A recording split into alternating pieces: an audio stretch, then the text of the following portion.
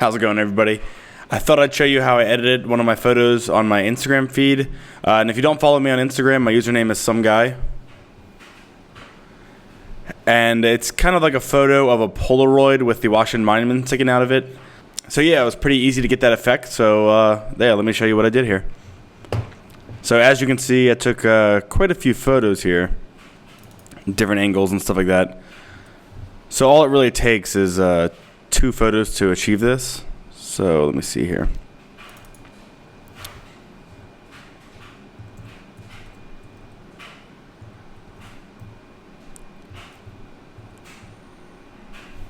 I like this one with my hand, so I'm gonna go with that one there. And then I have one of just the monument in focus, as you can see here. So I'm gonna pick these 2. And by the way, I'm using Lightroom and Photoshop for all of this stuff. And all you need to do to open your files in Photoshop is select them both, holding Command, and then right-click, edit in, open as layers in Photoshop. That'll actually bring it into the same Photoshop document for you.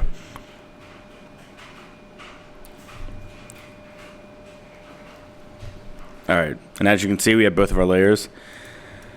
Now, you can see they're misaligned. That's okay.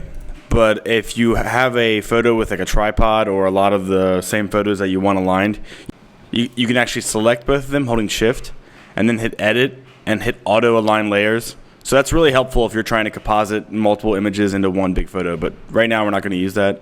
We're purely just going to add this into this photo.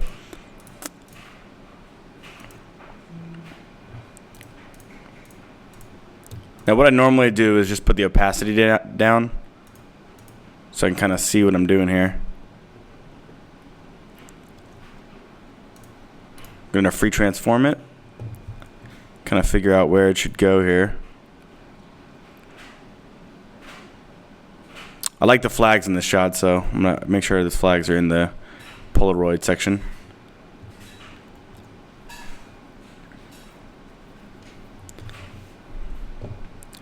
Now you can also tell that the blurred out monument is in the background.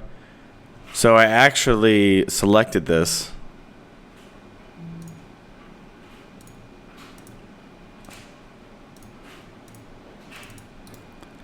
Right click, fill, ContentAware Fill, and it'll actually move it down. So it kind of looks whack, but we're not going to use that in our final shot. So see, now it covers it up perfectly. So what we're actually going to do is hide our original photo for right now and go into this one. And we're going to select the edges of this Polaroid.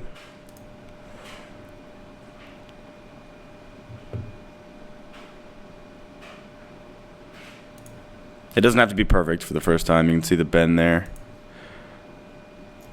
Okay. All right. So now that you have your Polaroid selected and a really rough draft of it, you're going to want to go back over to your full picture, bring it back in. I'll bring the opacity in so you can see.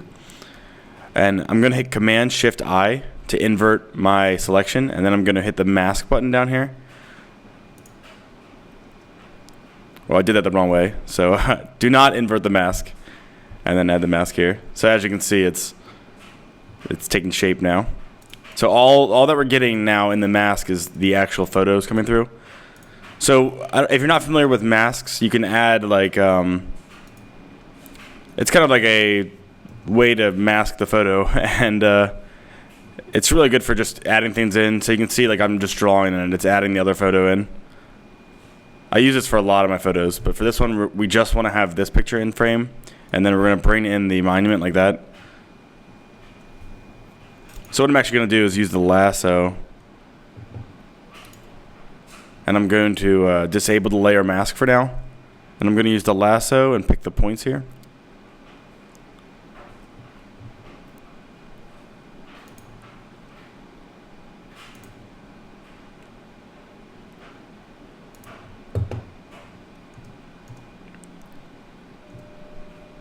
If you tap Shift, you'll quickly move when you're selecting. Okay, and that's pretty good to me. So one thing I recommend doing is right-clicking and doing feather. So when you feather, it'll add a couple pixels, like blurring the edge so it's not that sharp line. I'll just do 1 pixel for now. So now let's enable the layer mask. And as you can see, the highlighted area is where the monument's going to be. So you're going to want to pick the brush. You can use the fill tool also, but I just like to brush when I select stuff. Just brush it all in. And you can see that I'm only writing in the selected area now.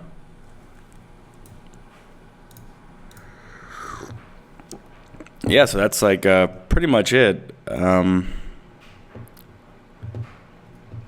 I can see that the background's a little bit off.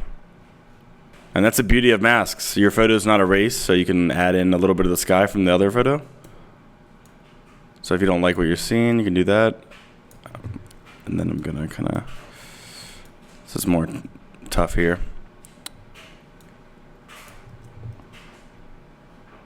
I'm just gonna dodge that area.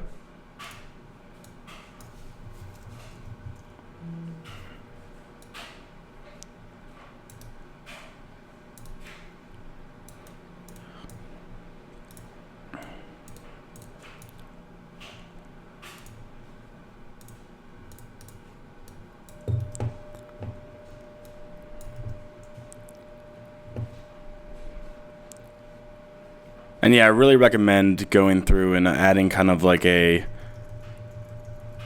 really recommend going through and kind of just adding a rough edge to everything. So I'm going to use a brush tool here and kind of just make it so it doesn't look as sharp on the edges of this Polaroid. As you can see there, and then fill in the area. Here to here. Since Polaroids are kind of, loose on the edges. All right. Yep, and that's how I achieve that effect. And, you can spend more time going in, and if you switch the color to black, it'll actually erase the photo in the mask. So in my final photo, I actually went through and erased the edges where it looks incorrect.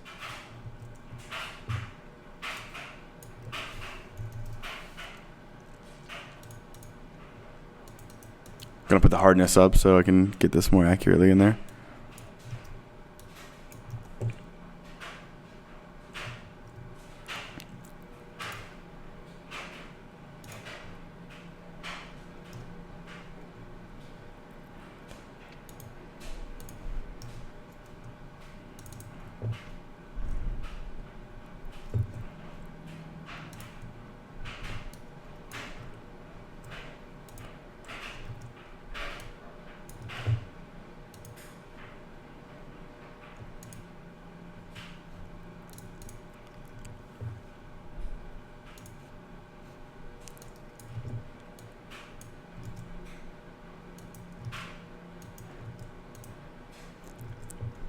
And if you're having trouble, you can always use different opacities in the brush.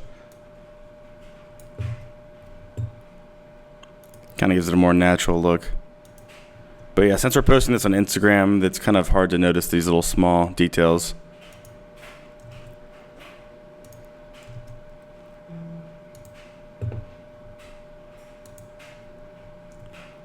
Okay, that looks a little bit better now. And then when you save, it'll actually go right into Lightroom. It'll take a second. In top left, you can see the progress. Okay. And there we have the un-Lightroomed edited photo, but we have them merged together. And I'll show you a quick little bit about what I do in Lightroom. I usually do lens correction and remove chromatic abrasions. And I also crop it. The Instagram max crop for height is 4:5, so I make sure the photo fits within that.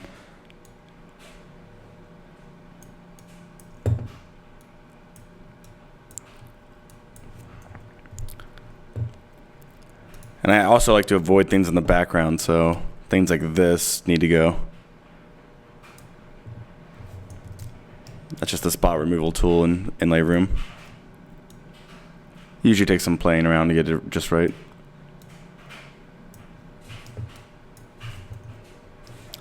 And I always start with a visco filter. So this, for example,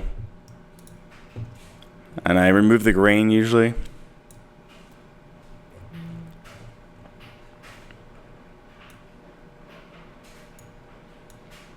Yeah, I think that's looking pretty good.